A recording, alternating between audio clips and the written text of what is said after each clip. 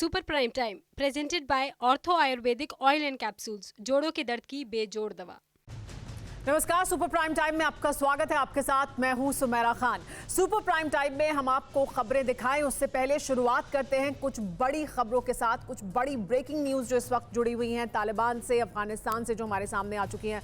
आइए उसी से करते हैं शुरुआत। तालिबान ने सरकार बनाने के लिए नाम फाइनल कर लिए हैं। ये बड़ी खबर सामने आ रही है। शनिवार से पहले नई सरकार काम शुरू कर देगी।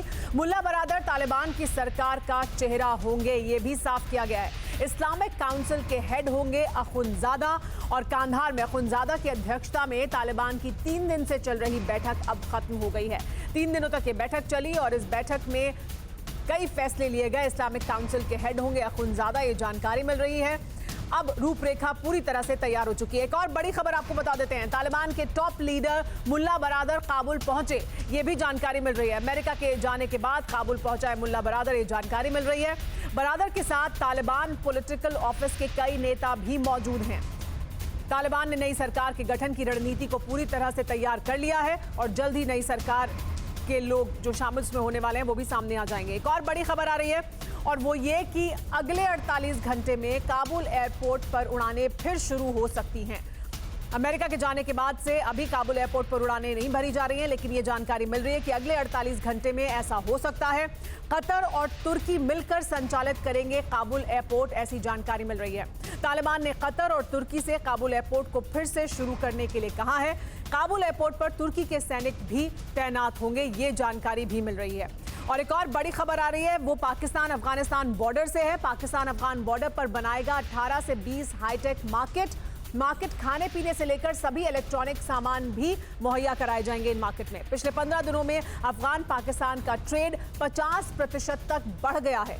सभी मार्केट बनाने का सारा पैसा चीन पाकिस्तान को देगा।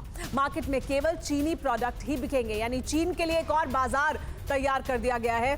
चीन का सामान होगा, चीन का पैसा होगा। पाकिस्तान अफगान बॉर्डर पर ये बाजार बनाए जाएंगे।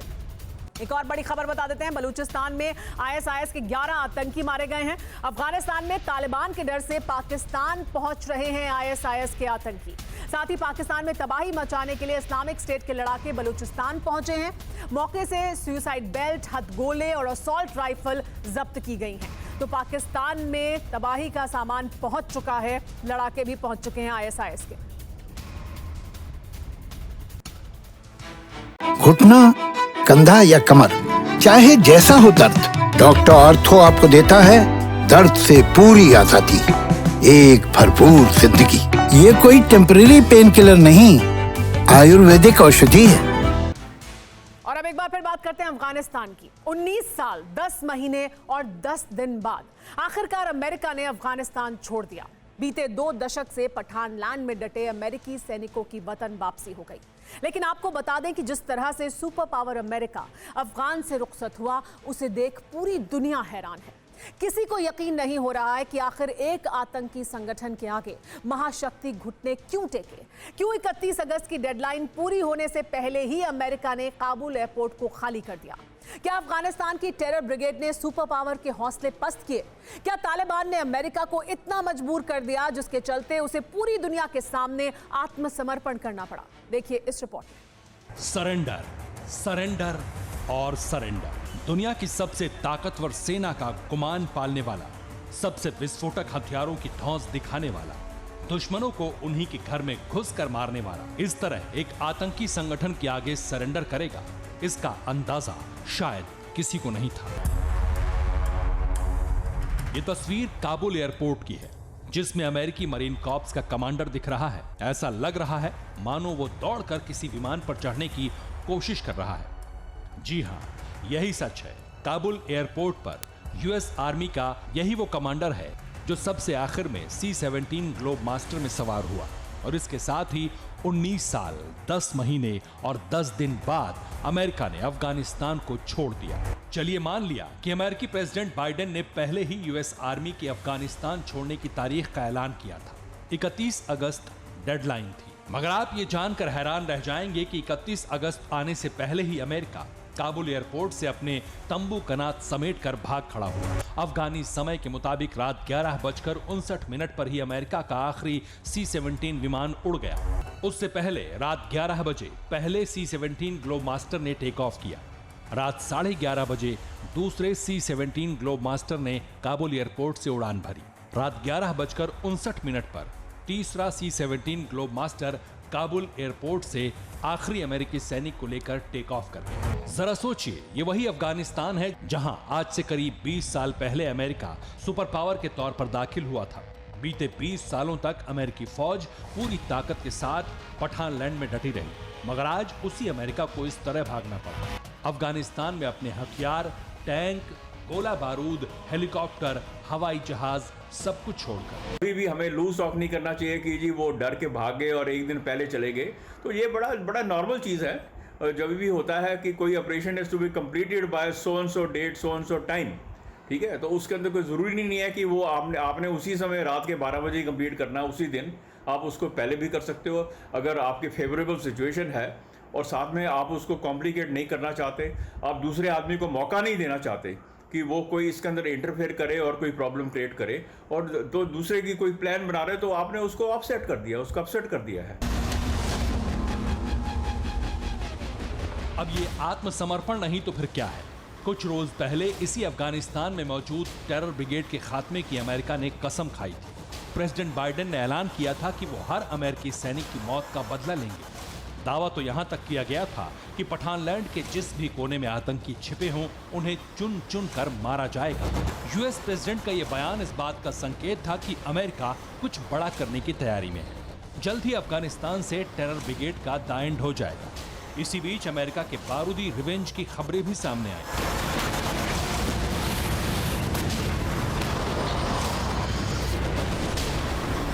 मगर किसे पता था कि रात के अंधेरे में सुपर पावर अफगानिस्तान को छोड़ने पर मजबूर हो जाए।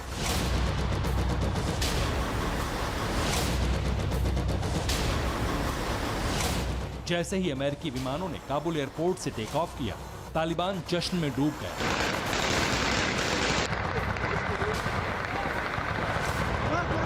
बारूदी अंदाज में तालिबान के लड़ाकों ने काबुल एयरपोर्ट पर ताबड़तोड़ गोलियां दागी।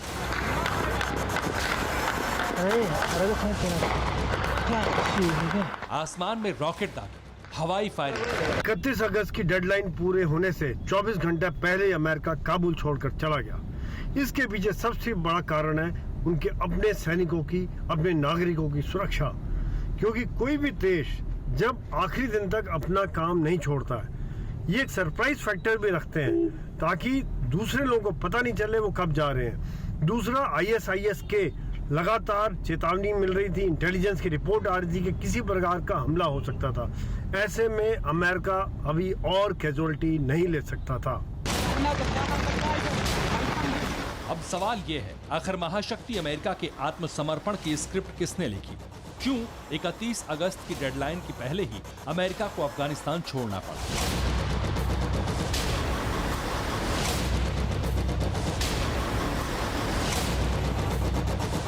क्यों तालिबान के सामने सरेंडर करना पड़ा?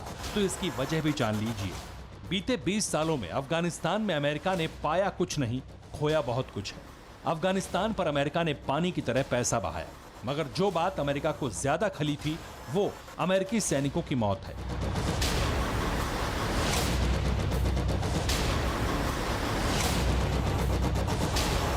नागरिकों की मौत, पत्रकारों की मौत। आपको बता दें कि 2001 से लेकर अब तक अमेरिकी सेना के 2461 जवान अपनी जान गंवा चुके हैं।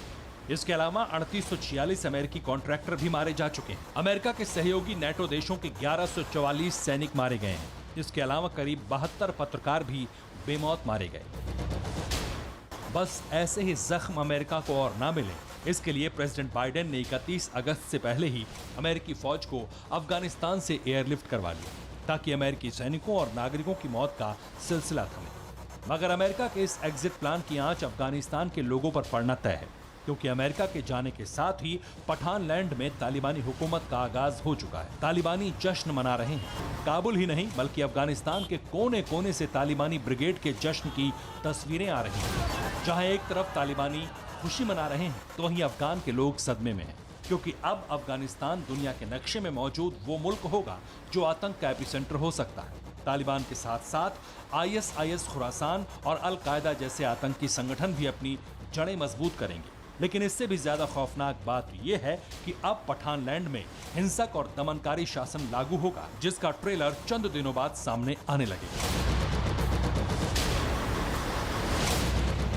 पिछले कुछ दिनों से अमेरिका जैसे ताकतवर मुल्क पर तालिबान हावी दिखा। 31 अगस्त से 16 दिन पहले ही तालिबान ने काबुल पर कब्जा कर लिया, लेकिन अफगानिस्तान के अभेद्य किले में तालिबान अब तक दाखिल नहीं हो सका है। ये इलाका पंजशीर है। पंजशीर अब तालिबान की साख का सवाल बन चुका है। अमेरिका के जाते ही तालिबान ने पंजशीर को जीतने के लिए जंग शुरू कर दी। दूसरा चैलेंज ISIS का है। पंजशीर के रेजिस्टेंस फोर्स के लड़ाके और ISIS के आतंकियों से निपटना अब तालिबान की अगली चुनौती है। दावा है कि 24 घंटे में तालिबान पंजशीर को अपने कब्जे में ले लेगा।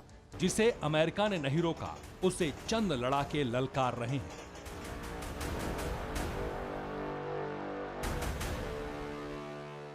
राजधानी काबुल कब्जे में, लेकिन एक घाटी तालिबान के लिए चुनौती बनी हुई है।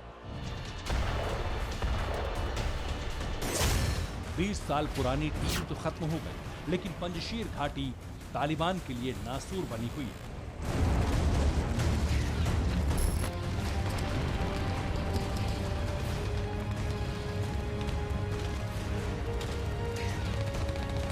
अब पठानलैंड फिर युद्ध की आग में धधकने वाला है। तालिबान की जिस लड़ाई को खत्म मान लिया गया था, वो नए सिरे से शुरू होने वाली है।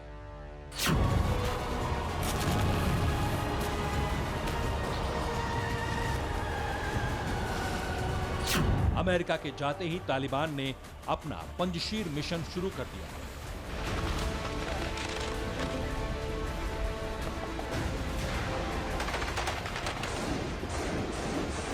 लड़ाकों से भरी गाड़ियां पंजशीर की तरफ रवाना कर दी गई। हथियारों का जखीरा निकाला गया। तालिबान एक बार फिर खूनी खेल शुरू करने जा रहा है, जिसमें न जाने कितनी मौतें होंगी, कितने जख्मी होंगे। एक बार फिर हजारों राउंड फायरिंग होने वाली है। मशीन गन से गोलियों की बौछार होगी, टैंक से हमले होने वाले हैं, हवा में रॉकेट दागे जाने।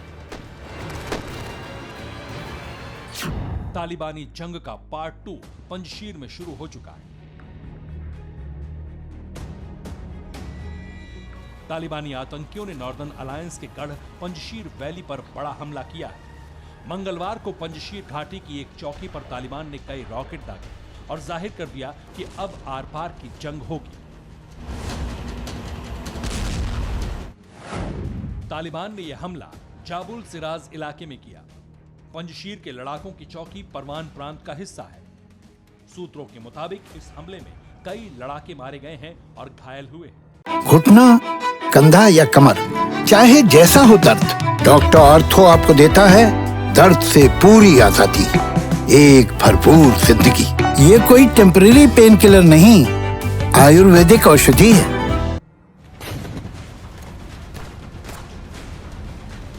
हालांकि पहले से अलर्ट पंजशीर के लड़ाकों ने तालिबान को मुंहतोड़ जवाब दिया और तालिबानियों को एक बार फिर पीछे हटना पड़ा।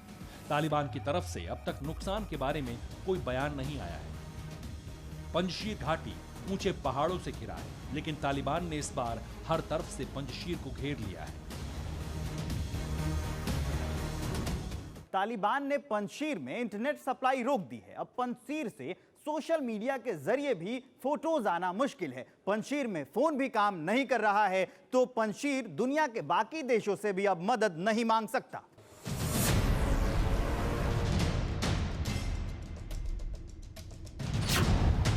अब तालिबान पूरी ताकत के साथ पंजशीर वैली पर अटैक करने जा रहा है, लेकिन ऐसा पहली बार नहीं होगा।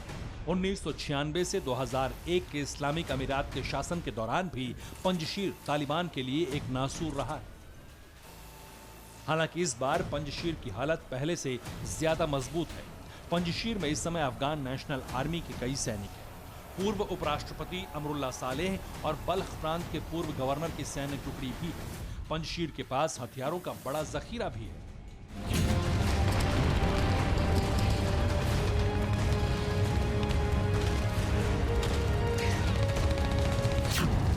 सूत्रों के मुताबिक तालिबान ने अपने 10,000 लड़ाकों को पंजशीर भेजा है। पंजशीर की ओर जाने वाले लड़ाकों की भाषा से यह भी खुलासा हुआ है कि अमेरिका के जाते ही अलकायदा के आतंकी एक्टिव हो चुके हैं। पंजशीर की तरफ जाने वाले लड़ाके अरबिक, उज़्बेकी, तुर्कमेनी, पर्शियन और पश्तो भाषा का इस्तेमाल करते सुने गए, जिससे पता चलता है कि तालिबान और अलकायदा का गठजोड़ अब भी कायम है और अलकायदा अब खुलकर सामने आ रहा है।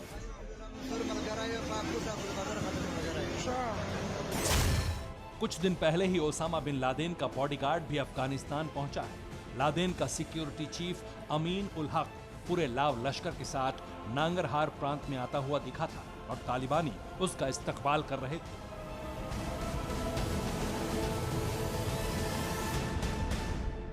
तालिबान ने पिछले दिनों अफगानिस्तान की जेल से कई अलकायदा के कमांडरों को रिहा कर दिया था। तालिबान ने जिस इब्राहिम सदर को अफगानिस्तान का कार्यवाहक आंतरिक मंत्री बनाया है, यह कहा जाता है कि वो अलकायदा का बेहद करीबी है। कुछ एक्सपर्ट्स को लग रहा है कि अलकायदा को एकजुट करने के लिए पंजशीर का ऑपरेशन तालिबान ने अलकायदा को ही सौंप दिया। पंजशीर के पहाड़ों पर हैवी मशीन गन के साथ लड़ाके दिन रात पहरा दे रहे हैं। उनके पास मोर्टार और रॉकेट भी है।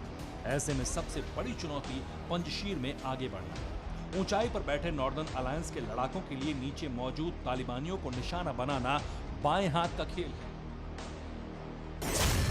जबकि तालिबानी ज्यादा तादाद में हमला करें तो भी ऊपर बैठे लड़ाकों को नहीं मार सकते। तालिबान के लिए पंजशीर इकलौती चुनौती नहीं है। ISIS खुरासान ग्रुप भी एक्टिव हो चुका है और रिपोर्ट के मुताबिक काबुल में करीब 600 ISIS खुरासान आतंकी मौजूद हैं। ISIS खुरासान ग्रुप ने काबुल एयरपोर्ट के पास धमाका करके ये दिखा दिया है कि उसका आत्मघाती दस्ता है और गोला बारूद की भी कमी नहीं है।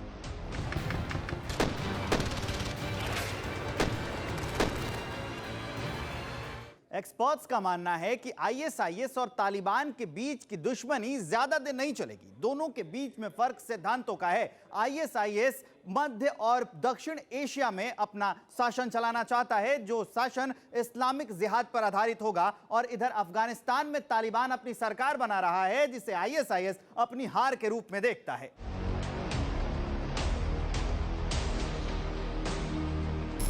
ISIS-K ने तालिबान के वर्चस्व को मानने से इनकार कर दिया है। नतीजा ये होगा कि अब ISIS और तालिबान के बीच भी गृह युद्ध होगा, यानी तालिबान को अमेरिका से मुक्ति मिलने के बाद भी दो मोर्चों पर लड़ना है। पंजशीर में लड़ाई शुरू हो चुकी है, जबकि ISIS-K के खिलाफ तालिबान सर्च ऑपरेशन शुरू कर चुका है। पंजशीर की लड़ाई तो एक खास इलाके में होगी, लेकिन ISIS खुरासान तालिबान को पूरे अफगानिस्तान में चुनौती देगा। तालिबान पूरी दुनिया को ये बताने की कोशिश कर रहा है कि वो अमन के साथ शासन चलाएगा, लेकिन ऐसा नहीं हो सकता। ISIS रह रहकर तालिबान को बड़ा नुकसान पहुंचाएगा। ऐसे में अफगानिस्तान में कई बड़े धमाके हो सकते हैं, कई आत्मघाती हमले हो सकते हैं। अफगानिस्तान के लोग अब न सिर्फ तालिबान की गुलामी सहेंगे, बल्कि हर पल उन्हें ISIS-K की वजह से जिंदगी का खतरा भी महसूस होगा। Bureau report, TV9 Bharatvarsh. Afghanistan के लोगों के लिए 31 अगस्त की वो मनहूस तारीख आ ही गई जब अमेरिकी फौज जा चुकी है और अफगानिस्तान पूरी तरह से तालिबान का गुलाम बन चुका है। तालिबानी राज के साथ ही देश का नियम कायदा पूरी तरह से बदल गया है। अफगानिस्तान के लोगों की जिंदगी अब बंदिशों और शरिया कानून की जंजीर में जकड़ जाएगी। सिर्फ रहन सहन का तरीका ही नहीं, तालिबानी राज में तो अफगानियों को अपना हुलिया भी बदलना होगा। काबुल एयरपोर्ट से अमेरिका के आखिरी विमान ने टेक ऑफ किया और इसी के साथ अफगानिस्तान 20 साल पुरानी बंदिशों के दौर में लौट गया।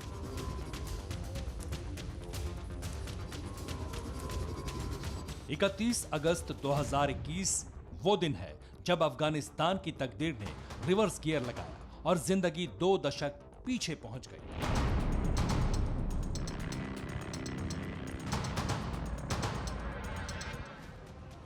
अफगानिस्तान में सिर्फ सत्ता ही नहीं बदली, बल्कि पूरे मुल्क की शक्ल, सलीका और नजरिया भी बदल गया।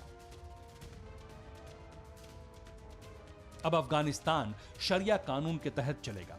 उसी के मुताबिक लोग रहेंगे और फैसले भी शरिया के हिसाब से होंगे। अफगानिस्तान में पढ़ने वाले बच्चे हों या फिर नौकरी करने वाले तमाम लोग, रहन सहन, पोशाक, सब इस्लाम के हिसाब से होगी। सबसे ज्यादा पाबंदियों का सामना लड़कियां और महिलाएं करेंगी। काबुल में तालिबानियों के पहुंचने के साथ ही महिलाएं घरों में कैद हो गई थीं। जो बाहर निकलती थीं वो बुर्के में होती थी। तालिबान राज में जीन्स, शर्ट, टी शर्ट जैसे कपड़े नहीं पहने जा सकेंगे। महिलाओं के लिए बुर्का पहनना जरूरी हो गया है। महिलाएं अपनी मर्जी से नौकरी नहीं कर सकेंगी। कला, फिल्म या साहित्य से जुड़ी महिलाएं काम नहीं कर पाएंगी। तालिबान राज में संगीत पर भी पाबंदी है, यानी जो महिलाएं बच्चों को संगीत सिखाती थीं या डांस की ट्रेनिंग देती थीं, वो अब अपने घर में ही कैद रहेंगी। एंटरटेनमेंट के नाम पर अब अफगानियों को शायद ही कुछ नसीब हो। रेडियो और टीवी तो चलेंगे, लेकिन उसका कंटेंट वही होगा जिसकी इजाजत इस्लामिक कानून देता है। खास बात यह भी है कि अमेरिका के जाने के साथ ही अब अफगानियों के लिए दूसरे देश में जाना भी बहुत मुश्किल हो गया है। काबुल एयरपोर्ट फिलहाल बंद है। एयर ट्रैफिक कंट्रोल के नाम पर यहां कुछ भी नहीं बचा। तालिबान पहले ही कह चुका है कि अफगानियों को देश से बाहर नहीं जाने दिया जाएगा। अफगानिस्तान में को एजुकेशन अब पूरी तरह से बंद हो गई है। पुरुष टीचर अब लड़कियों को नहीं पढ़ा पाएंगे। यूनिवर्सिटी में लड़कियों को पढ़ने की इजाजत होगी। महिलाएं प्रोफेशनल कोर्स शायद ही कर सके। तालिबान महिलाओं को लेकर तरह तरह की बातें कह चुका है, लेकिन असलियत में क्या होने वाला है ये कोई नहीं जानता। तालिबान में अब आगे क्या होगा इसकी खबरें भी शायद ही दुनिया को मिल सकें। तालिबान के डर से लोग सोशल मीडिया पर वीडियो या जानकारी अपलोड करने में डरेंगे और मीडिया कवरेज पर तालिबान का कड़ा पहरा होगा। अब अफगानिस्तान में पत्रकारिता करने वाला हर पत्रकार खतरे में होगा। तालिबान पहले ही कह चुका है कि पत्रकारों को उनके शरिया कानून और इस्लामिक मान्यताओं का सम्मान करना होगा। अफगानिस्तान पर राज करने का ख्वाब तालिबान ने पूरा कर लिया है, लेकिन देश चलेगा कैसे, ये बड़ा सवाल है। तालिबान के नेता सूखे से कैसे निपटेंगे, भुखमरी और कुपोषण से कैसे लड़ेंगे, संयुक्त राष्ट्र की एजेंसियों से कैसे कोऑर्डिनेट करेंगे, ये भी सवाल है। तालिबान राज में अफगानिस्तान पर अनिश्चितताओं के बादल घिर गए। अमेरिका और अंतर्राष्ट्रीय मुद्रा कोष से फंड भी नहीं मिल सकेगा। देश कैसे चलेगा ये सोचकर अफगानिस्तान के लोग परेशान हैं। तालिबानियों को अहम पद दिए जा रहे हैं। पुलिस और सेना के जवान बेरोजगार हो चुके हैं। महिलाओं का बिजनेस बंद हो गया है। विदेशी मुद्रा भंडार खाली है।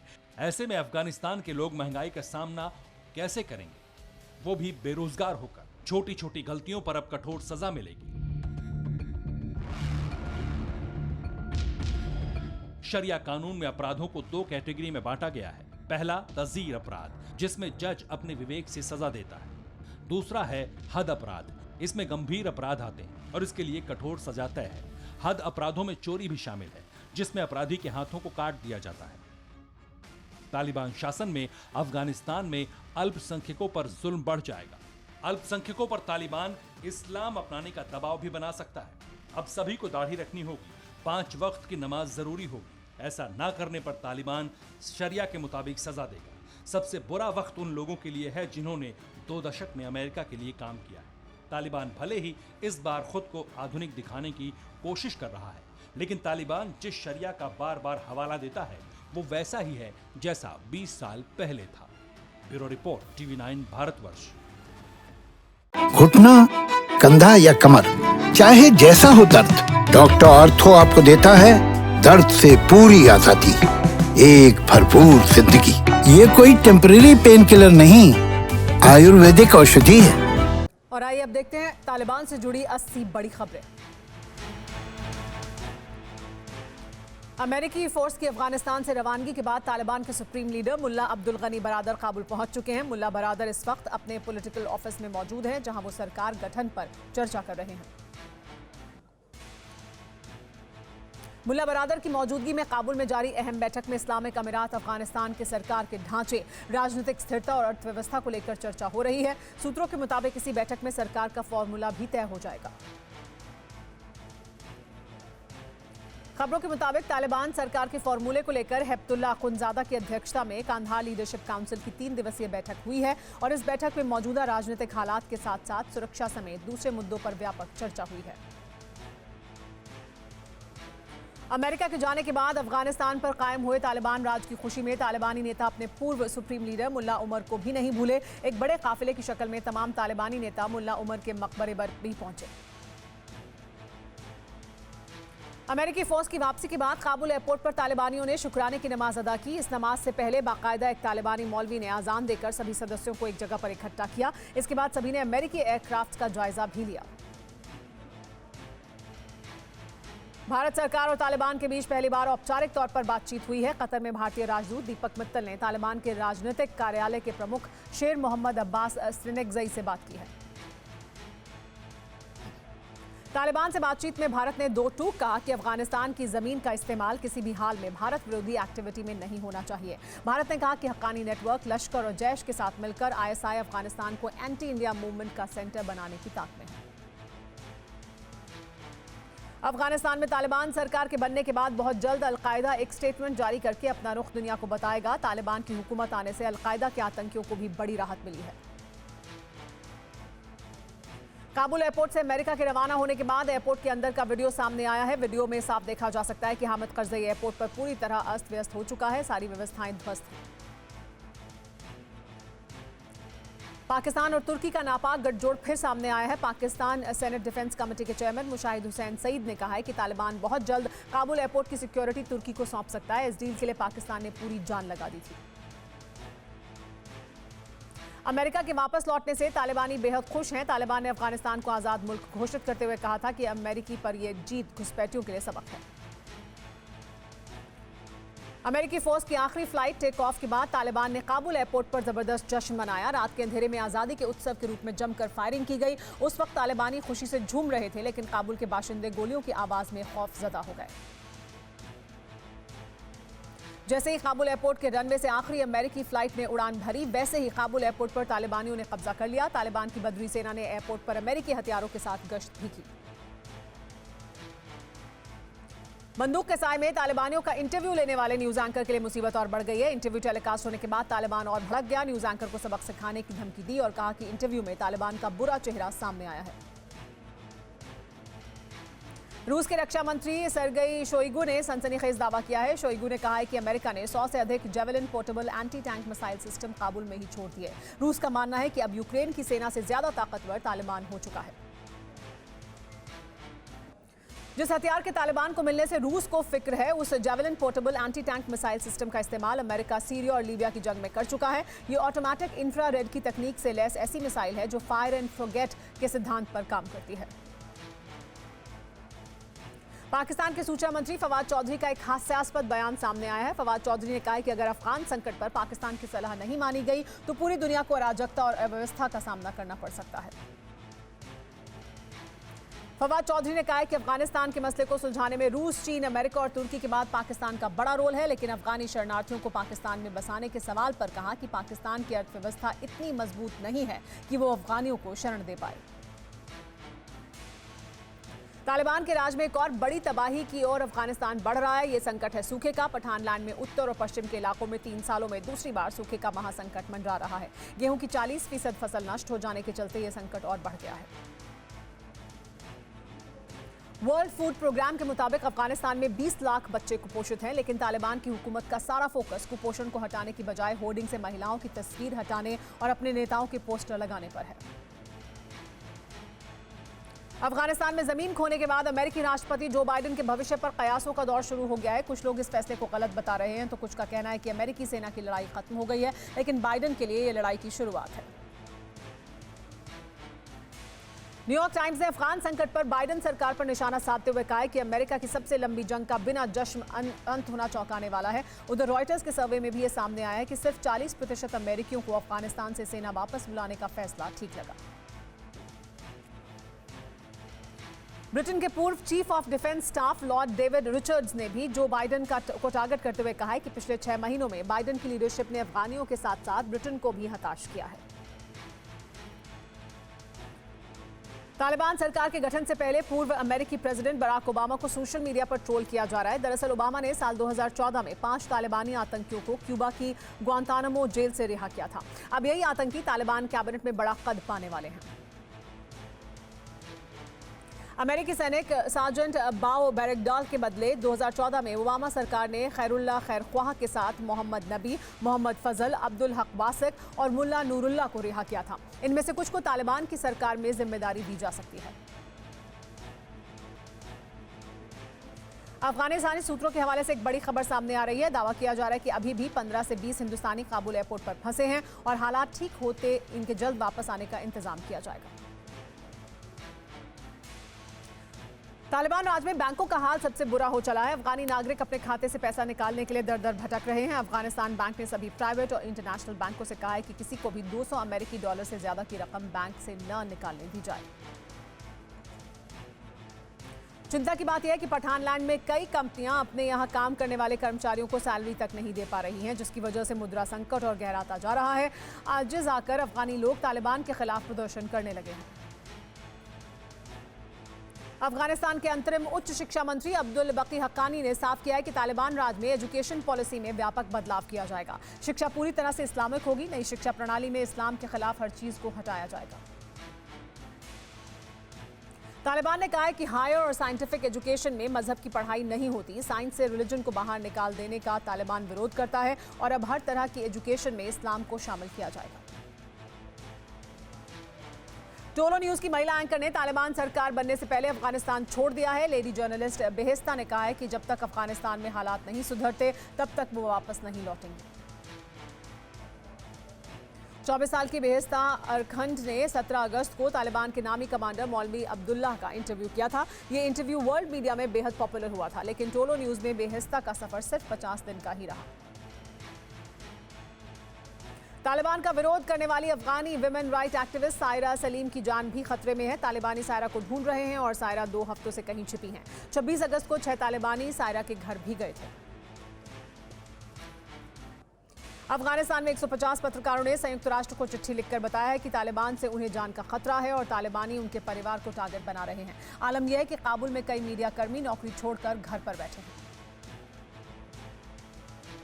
तालिबान का सपोर्ट करना चीन को बहुत भारी पड़ सकता है। शिनजियांग में active East Turkistan Islamic movement के लड़ाके इस्लामिक स्टेट खुरासान से हाथ मिला सकते हैं। शिनजियांग की आज़ादी के लिए लड़ रहे लोगों को डर है कि चीन से डीलिंग करके तालिबान उन्हें अरेस्ट करवा सकता है। इसलिए अब ETIM के लड़ाकों ने ISIS-K को अप्रोच करना शुरू कर दिया है। पंजशीर का गेटवे कहे जाने वाले गुलबहार इलाके में तालिबान ने धमाका करके एक पुल को उड़ा दिया, लेकिन रेजिस्टेंस फोर्स के लड़ाकों ने 7 तालिबानियों को वहीं मार गिराया। पूर्व पाकिस्तानी क्रिकेटर शाहिद आफरीदी ने तालिबान का सपोर्ट करके खुद की फजीहत करवा ली है। कश्मीर पर जहर उगलने वाले आफरीदी ने कहा है कि तालिबान एक पॉजिटिव सोच के साथ अफगानिस्तान में लौटा है। क्रिकेट को तालिबान से जोड़ते हुए आफरीदी ने कहा कि तालिबान को क्रिकेट बहुत पसंद है और इस बार तालिबान लड़कियों को भी काम करने का मौका दे रहा है। इससे पहले भी आफरीदी आतंकी तंजीमों का खुलकर सपोर्ट कर चुके हैं। अमेरिका की वापसी के बाद तालिबान की जीत का जश्न कांधार में भी मना। गाड़ी पर तालिबानी झंडे के साथ सैकड़ों की भीड़ ने रैलियां निकाली। इसमें बच्चों के साथ बुजुर्ग भी शामिल हुए। अफगानिस्तान के कोने कोने में अब तालिबान अपने टॉप लीडर्स के पोस्टर लगा रहा है। मार्केट, हाईवे और चौराहों पर होर्डिंग लगाकर तालिबान अपनी जीत का प्रचार कर रहा है। हिजबुल मुजाहिदीन चीफ सैयद सलाउद्दीन का एक ऑडियो मैसेज वायरल हो रहा है, जिसमें वो तालिबान की जीत की तुलना बैटल ऑफ बद्र से कर रहे हैं। इस ऑडियो में सलाउद्दीन कह रहा है कि ग़ज़वा-ए हिंद का हमारा सपना पूरा होगा। तालिबान के बड़े नेता इनामुल्ला समारगनी ने कहा है कि लोग अफगानिस्तान छोड़ने की बजाय तालिबान सरकार के साथ आएं। इमानुल्लाह ने कबूल किया है कि अभी देश में आर्थिक हालात ठीक नहीं हैं। पठानलैंड के पक्तिका सूबे के शराना शहर से तालिबान की जीत का जश्न मनाते लोगों का वीडियो सामने आया है। लोग हजारों की तादाद में इकट्ठा होकर अमेरिका के खिलाफ नारेबाजी करते दिख रहे हैं। तालिबान राज में जान बचाने के लिए अफगानिस्तान छोड़कर ईरान की ओर जाते हजारों लोगों का वीडियो वायरल हो रहा है। इस वीडियो में साफ दिख रहा है कि कैसे अफगानिस्तान के बच्चे, बूढ़े, महिलाएं सब मुल्क छोड़ने की जल्दबाजी में हैं। अफगानिस्तान से अमेरिका के निकलने पर जम्मू कश्मीर के पूर्व मुख्यमंत्री फारूक अब्दुल्ला ने चिंता जताई है। अब्दुल्ला के मुताबिक भारत की सीमा की तरफ खतरा बढ़ रहा है और यह खतरा सिर्फ कश्मीर के लिए नहीं होगा, बल्कि पूरी दुनिया इस खतरे का सामना करेगी। फारूक अब्दुल्ला ने अफगानिस्तान में तालिबान राज कायम होने के बाद उनके हाथ लगे घातक हथियारों को लेकर भी चिंता जताई है। अब्दुल्ला का मानना है कि यूएस आर्मी और अफगान फौज से भारी मात्रा में मिले हथियारों से आतंकियों को जंग छेड़ने की ताकत मिल गई है। काबुल एयरपोर्ट पर तालिबान को अमेरिका के छोड़े दर्जनों एयरक्राफ्ट मिल गए हैं। इन एयरक्राफ्ट में सैन्य हेलीकॉप्टर के अलावा जहाज भी शामिल हैं। बताया जा रहा है कि तालिबान के हाथ लगे इन एयरक्राफ्ट में ज्यादातर क्षतिग्रस्त हैं, लेकिन कुछ ऑपरेटिव कंडीशन में भी हैं। लंबे वक्त से अंतर्राष्ट्रीय आर्थिक मदद पर चल रहे अफगानिस्तान पर तालिबानी राज आते ही सभी पुराने मददगारों ने हाथ खींच लिए हैं। 15 अगस्त के बाद बदले हालात को देखते हुए IMF, वर्ल्ड बैंक और दूसरी ग्लोबल इकोनॉमिक एजेंसियों ने भी मदद रोकने की घोषणा कर दी है। तालिबान के काबुल पर काबिज होने से पहले तक अफगानिस्तान को अमेरिका और ब्रिटेन से बड़ा फंड मिलता था, लेकिन दोनों ही ने अफगान के खाते सीज कर दिए हैं। जिन 60 देशों में 881 अरब रुपए मिलने वाले थे वो भी सीज हो गए हैं। अब तालिबान के सामने देश चलाने का संकट है। पिछले कुछ दिनों में यूएस के ऑपरेशन की कामयाबी और नाकामी को लेकर कई विश्लेषण सामने आए हैं, लेकिन चौंकाने वाली जानकारी यह है कि 2013 में लेखक फ्रेडरिक मैकार्थी की अफगान पर लिखी किताब द किल लिस्ट में ऐसे ही हालात की भविष्यवाणी 8 साल पहले ही कर दी गई थी। द किल लिस्ट किताब हालांकि काल्पनिक घटनाक्रम पर आधारित है, लेकिन इसमें तालिबान, पाकिस्तान, ISI के संबंधों का भी जिक्र किया गया है। इस किताब के 6ठे चैप्टर में लेखक फ्रेडरिक ने तालिबान और हक्कानी नेटवर्क के रिश्तों के बारे में भी लिखा है। अमेरिका के बाहर निकलने के बाद तालिबान के लिए काबुल एयरपोर्ट को ऑपरेटिव बनाए रखना भी एक चुनौती बन गया है। हालांकि वर्दीधारी तालिबानी लड़ाकों ने एयरपोर्ट को कब्जे में लिया है, लेकिन तालिबानी लीडर्स एयरपोर्ट मैनेजमेंट और सुरक्षा के लिए तुर्की और कतर से बात कर रहे हैं। खबर यह भी है कि तालिबान ने काबुल एयरपोर्ट को ऑपरेटिव बनाए रखने के लिए तुर्की से तकनीकी मदद मांगी है, लेकिन तुर्की ने अभी तक इस बारे में कोई फैसला नहीं लिया है। इससे पहले तुर्की ने एयरपोर्ट मैनेजमेंट की इच्छा जताई थी, लेकिन तालिबान ने प्रस्ताव नकार दिया था। तालिबानी लड़ाके और विद्रोहियों के बीच सोमवार रात जमकर गोलीबारी हुई। पंजशीर गेट और पहाड़ी में लगे इलाकों पर तालिबानी गोलीबारी का जवाब भी गोली से दिया गया। बताया जा रहा है कि इस जंग में 7 तालिबानी मारे गए हैं, कई घायल हो गए हैं। अमेरिकी सेना 24 घंटे पहले ही अफगानिस्तान से बाहर निकल गई, लेकिन कई अमेरिकी ऐसे भी हैं जिन्होंने काबुल छोड़ने से इनकार कर दिया। इसका कारण यह है कि इन अमेरिकियों ने अपना परिवार काबुल में ही बसा लिया था, जिन्हें वो छोड़कर नहीं जाना चाहते। अमेरिका ने तालिबान से अपील की है कि अफगानिस्तान में पीछे छूट गए उनके मददगारों को भी अफगानिस्तान से जाने की इजाजत दी जाए। इसमें ट्रांसलेटर, पत्रकार, महिला अधिकारों के लिए लड़ने वाले कार्यकर्ता भी शामिल हैं। अमेरिका सितंबर में भी लोगों को निकालने का काम जारी रख सकता है। प्लेन से मुल्क छोड़ने का रास्ता अफगानियों के लिए तकरीबन बंद हो चुका है, इसलिए ज्यादातर अफगानी अब पड़ोसी मुल्क की तरफ रुख कर रहे हैं। ज्यादातर अफगानी कजाकिस्तान को मुफीद ठिकाना मान रहे हैं, लेकिन काबुल में कजाक दूतावास पर वीजा के लिए भीड़ लग गई है। एफपाक सोशल मीडिया नाम के हैंडल से एक वीडियो जारी हुआ है, जिसमें काबुल एयरपोर्ट पर अनस हक्कानी को दिखाया गया है। अमेरिकी फौज की विदाई के बाद अनस हक्कानी का काबुल एयरपोर्ट पर दिखना पाकिस्तान के पड़ोसी देशों पर भविष्य के संकट का इशारा माना जा रहा है। दावे के तहत तालिबान के सबसे क्रूर गुटों का नेतृत्व अब सिराजुद्दीन हक्कानी का भाई अनस हक्कानी ही कर रहा है।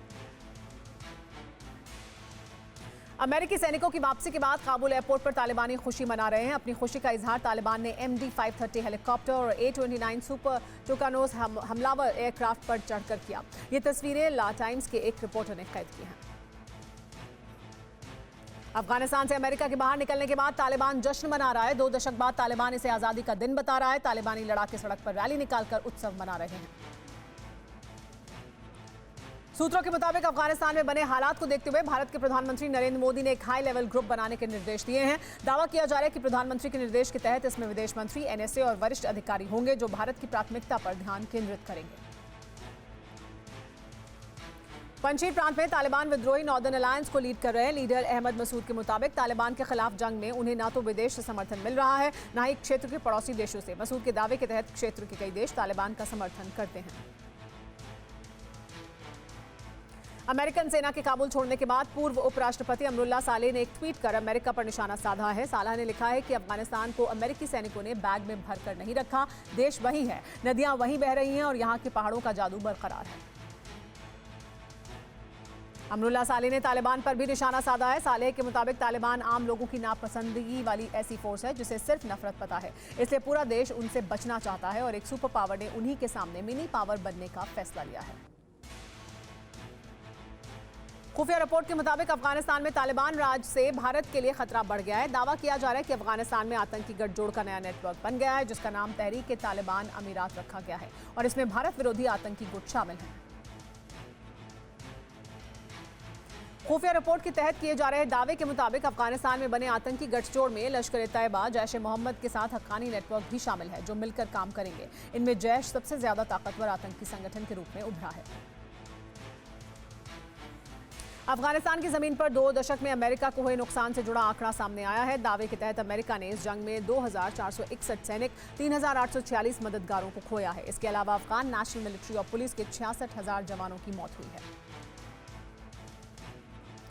अफगान जंग के नतीजे के रूप में जारी हुए विश्लेषण के मुताबिक अमेरिका के सहयोगी नाटो देशों के 1144 सैनिकों ने अपनी जान गंवाई है। इसके अलावा तालिबान के करीब 51,000 लड़ाके भी ढेर हो गए। दावा यह भी है कि इस जंग में 72 पत्रकार भी मारे गए। अमेरिका के काबुल से बाहर निकलने के बाद एक तस्वीर जारी की गई है। इस तस्वीर में एक तरफ CIA के उन पहले एजेंट्स की तस्वीरें हैं जो 2001 में अफगानिस्तान भेजे गए थे, जबकि दूसरी तस्वीर में काबुल से लौटता हुआ आखिरी सैनिक दिखाया गया है। काबुल एयरपोर्ट पर कब्जे के बाद तालिबान प्रवक्ता जबीउल्लाह मुजाहिद ने स्पेशल बद्री फोर्स के जवानों को संबोधित किया। बताया जा रहा है कि अपने भाषण में जबीउल्लाह ने जवानों को सतर्क रहने की सलाह दी है। पाकिस्तान के गृह मंत्री शेख रशीद ने अफगानिस्तान से पाकिस्तान पहुंचे अमेरिकी सैनिकों की मुल्क में लंबे समय तक मौजूदगी से इनकार किया है। शेख रशीद के मुताबिक जो विदेशी अफगान से पाकिस्तान आए हैं उन्हें 21 से 30 दिन के लिए ट्रांजिट वीजा जारी किया गया था। अमेरिका के यूनाइटेड नेशंस में विरोध प्रतिनिधि जलमे खलीलजादा ने घोषणा कर दी है कि अफगानिस्तान में अमेरिका का युद्ध समाप्त हो चुका है। उन्होंने सैनिक, नाविक, नौसैनिकों और वायु सैनिकों के बलिदान पर आभार और सम्मान भी जताया। बदले की भावना से काम न करने का वादा करने वाले तालिबान ने अमेरिका की काबुल से विदाई से ठीक पहले अपना असली चेहरा दिखा दिया। तालिबान ने जिस अमेरिकी हेलीकॉप्टर को कब्जे में लिया था, उसी से एक शख्स को मारने के बाद बांधकर हवा में उड़ाया। तालिबान ने जिस शख्स को हेलीकॉप्टर से लटकाकर हवा में उड़ाया, वो शख्स अमेरिकी फोर्स के लिए ट्रांसलेटर का काम कर चुका था। माना जा रहा है कि इस सजा में तालिबान ने अमेरिका के मददगारों को एक संदेश देने की कोशिश की है कि वो सभी को सजा देंगे। अफगानिस्तान से सेना को बाहर निकालने के बाद अमेरिकी राष्ट्रपति जो बाइडेन दुनिया को संबोधित करने वाले हैं। भारतीय समय के मुताबिक उनका भाषण आज रात 11 बजे शुरू होगा, जिसमें वो अफगानिस्तान पर लिए गए फैसले का विश्लेषण करेंगे। यूएनएससी में अफगानिस्तान के हालात आए प्रस्ताव पर चीन ने अपना असली चेहरा दिखा दिया है। यूएस, ब्रिटेन और फ्रांस का प्रस्ताव अफगानी जमीन का इस्तेमाल किसी देश के खिलाफ नहीं करने पर था, लेकिन इस वोटिंग के दौरान चीन गैर हाजिर रहा। यूएनएससी में अफगानिस्तान को लेकर पारित हुए प्रस्ताव में चीन की गैर मौजूदगी ने कई सवाल खड़े कर दिए हैं। अब दावा किया जा रहा है कि चीन तालिबान को पैसे देकर अपने हाथों पर नचाने वाली कठपुतली बनाने की फिराक में है, जिसका इस्तेमाल भारत के खिलाफ भी हो सकता है। अमेरिकी सेना ने अफगानिस्तान खाली कर दिया है, लेकिन यूएस सेना ने दर्जनों सर्विस डॉग्स काबुल में ही छोड़ दिए हैं। हालांकि अब इन सर्विस डॉग्स को गैर लाभकारी संगठन veteran sheep dog of US निकालने का काम कर रहा है। 20 सालों के बाद अफगानिस्तान को अमेरिका ने छोड़ा है, लेकिन अब पठान लैंड में ड्रैगन की एंट्री होने वाली है। डील तो बहुत पहले हो चुकी है। अब चीन तालिबान के साथ कई और सौदे करने वाला है, लेकिन ISIS खुरासान अब चीन की नई टेंशन बन चुका है। माना जा रहा है कि तालिबान के तमाम विद्रोही अब खुरासान के साथ जुड़ेंगे और ISIS खुरासान चीन का वही हाल करेगा जैसा तालिबान ने अमेरिका का किया। चीन का अफगानिस्तान में गेम कैसे खराब हो चुका है, ये समझने के लिए ये रिपोर्ट देखिए। जिन आतंकवादियों ने काबुल को दहलाया, अमेरिका को जाते जाते गहरा जख्म दिया, जिस ग्रुप ने तालिबान की नींद उड़ा दी है, उसी ISIS खुरासान ने अब पाकिस्तान से लेकर चीन तक हड़कंप मचा दिया है।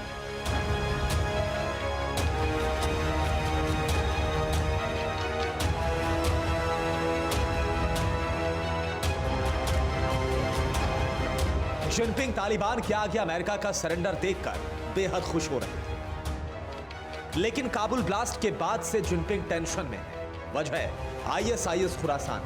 पूरी दुनिया के सामने तालिबान कई बार कह चुका है कि चीन तालिबान के साथ है। अमेरिका के एग्जिट के साथ ही अफगानिस्तान में चीन की एंट्री होना तय है, लेकिन तालिबान को समर्थन देना है चीन के लिए घातक साबित होगा। कैसे, यह हम आपको बताते हैं। चीन के शिनजियांग प्रांत में ईस्ट तुर्किस्तान इस्लामिक मूवमेंट के लड़ाके सक्रिय हैं। ये लड़ाके लंबे समय से शिनजियांग के उइगर मुसलमानों को आजाद कराने के लिए लड़ते रहे। चीन के इस ग्रुप के लड़ाके अफगानिस्तान के बदखशन प्रांत में भी बसे हुए हैं। अब तक उइगरों के लिए लड़ने वाला ग्रुप तालिबान का समर्थक था, लेकिन चीन और तालिबान की दोस्ती के बाद खेल बदल सकता है।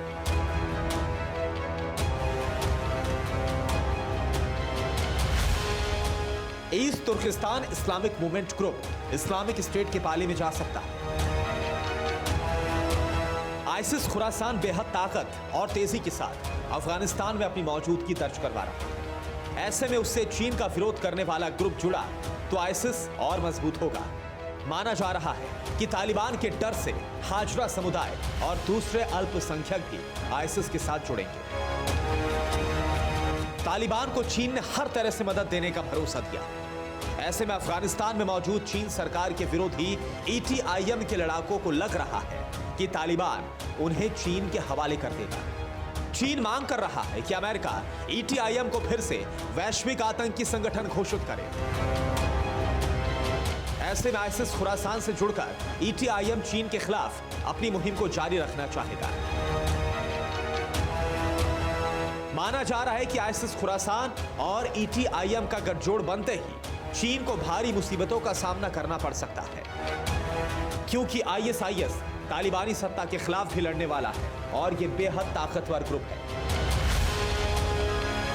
जिनपिंग को लग रहा था कि वो तालिबान से दोस्ती करेंगे और फिर तालिबान कभी भी उइगर मुसलमानों के मुद्दे में दखल नहीं देगा, लेकिन अब यह दोस्ती ही चीन और ISIS की दुश्मनी की बड़ी वजह बनने वाला है।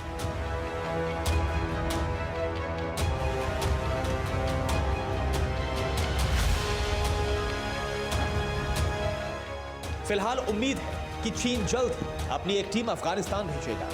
चीन तालिबान के बीच खनन को लेकर समझौते होंगे। चीन तालिबान को आर्थिक मदद भी देने वाला है। अमेरिकी हथियारों को ठीक करने में चीन मदद कर सकता है।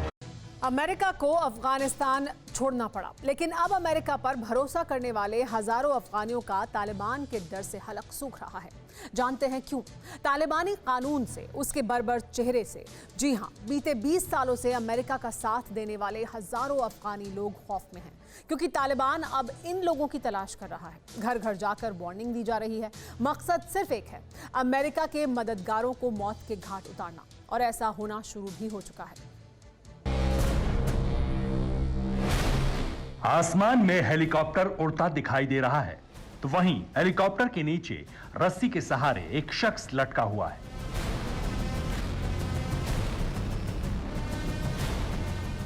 पहली नजर में ऐसा लगता है जैसे ये कोई मिलिट्री एक्सरसाइज है।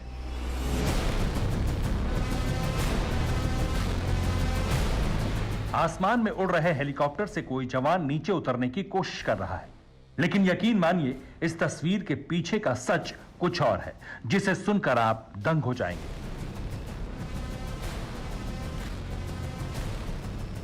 दरअसल यह तस्वीर तालिबानी क्रूरता का प्रमाण है। जो शख्स हेलीकॉप्टर से नीचे लटका हुआ दिख रहा है, उसे तालिबान ने सजा दी है। जानते हैं क्यों? यह अमेरिका का खबरी था। बीते 20 सालों में इसने अमेरिका को तालिबान से जुड़ी इंफॉर्मेशंस दी। बस फिर क्या, इस शख्स के अतीत के बारे में तालिबान को पता चला और उसे हेलीकॉप्टर पर रस्सी से बांधकर लटका दिया गया। पूरे शहर में घुमाया गया, टॉर्चर किया गया।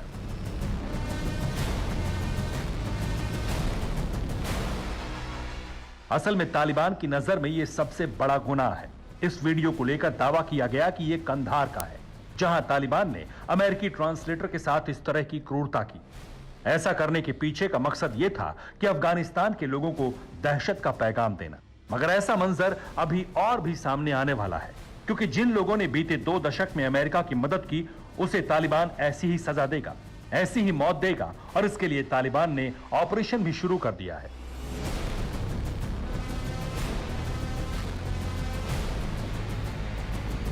एक अंग्रेजी अखबार के मुताबिक तालिबान अफगानी लोगों के घर घर जाकर धमकी भरे लेटर चस्पा कर रहा है। वो ये कि जिसने भी अमेरिका की मदद की है वो अपना गुनाह कबूल कर ले और तालिबान के सामने सरेंडर कर दे। अगर ऐसा नहीं किया तो मरने के लिए तैयार रहे। इस घटना के बाद से लाखों ट्रांसलेटर और एक्टिविस्ट अंडरग्राउंड हो गए, क्योंकि उन्हें मालूम है अगर वो तालिबान की कोर्ट में गए तो मौत की सजा मिलना तय है। ऐसे में छुपकर जितना मुमकिन हो सकता है अपनी जान बचाना ही बेहतर है। Bureau report TV9 Bharatvarsh. हमने की गलती फिर एक बार, कोरोना ने किया दोबारा प्रहार। मास्क, 2 गज दूरी, करें अपनी सुरक्षा पूरी। कोरोना टीका हम सबको लगाना है, मिलकर साथ समझदारी से कोरोना को हराना है।